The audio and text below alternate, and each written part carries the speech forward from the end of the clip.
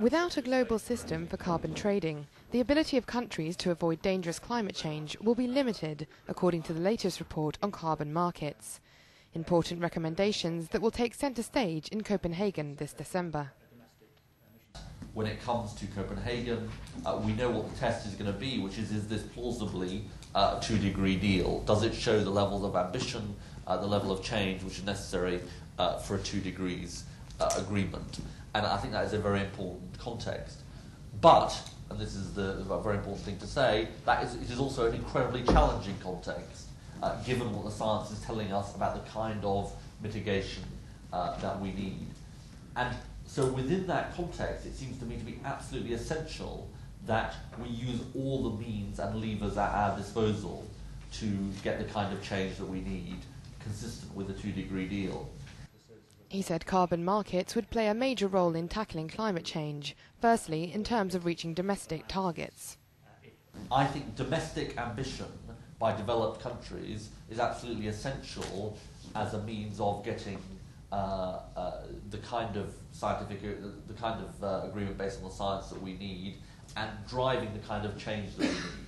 So, for me, this is absolutely not, as some people in the NGO community have sometimes described it, about a sort of get-out-of-jail-free card for rich countries, or it means rich countries don't need to act. It absolutely isn't about that at all. It is about domestic ambition and clear domestic goals in terms of change, combined with the virtues and benefits that a global carbon market.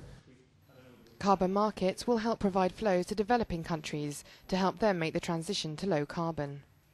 It's also very important to say that it is not a substitute for having public finance as well to enable developing countries to both adapt to climate change and also to get onto the low carbon pathway. It's not a substitute for finance, it's not a substitute for technology cooperation either. So in a sense, that takes me to my fundamental point, which is the global carbon market is one of the most important tools that we have, but there are other important tools as well. Domestic ambition and also in relation to finance in developing countries, public finance as well as private finance through the carbon market. The report was commissioned by the Prime Minister's Special Representative on Carbon Trading. His findings look at the role of cap-and-trade systems as part of the global response by putting a price on carbon and ensuring the polluter pays.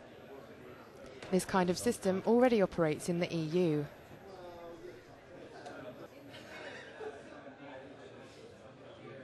But cap-and-trade is indeed a powerful tool for tackling climate change.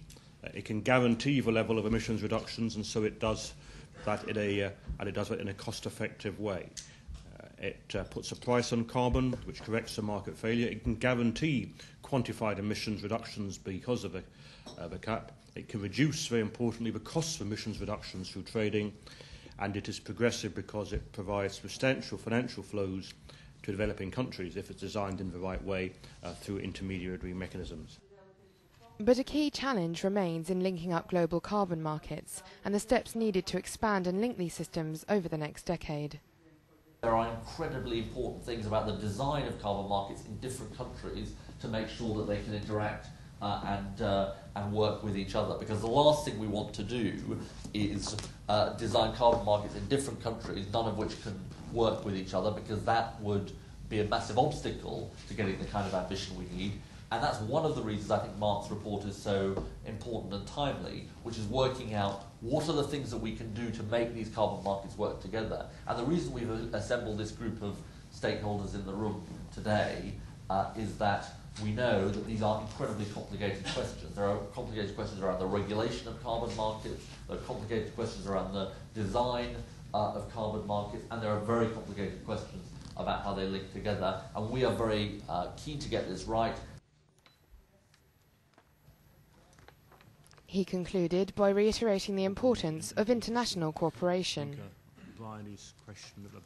The most important thing to realise in a way about climate change is it's the ultimate symbol of interdependence. No country can insulate itself from the actions of other countries. all countries depend on each other in relation to climate change and in relation to the battle against climate change. And the consensus and sense of determination to tackle this that we need to build is truly daunting, because we have to build a consensus that doesn't just last from now to Copenhagen, isn't just in developed countries, but is in developing countries as well, spans democracies and, frankly, non-democracies, and lasts over many decades. So we have to, we are doing something that in a way has probably never been done before in human history around a political question, which is building a truly enormous and wide-ranging consensus. Such a system would not only help countries to find ways to pay for tackling climate change, but also help them reduce their emissions and adapt.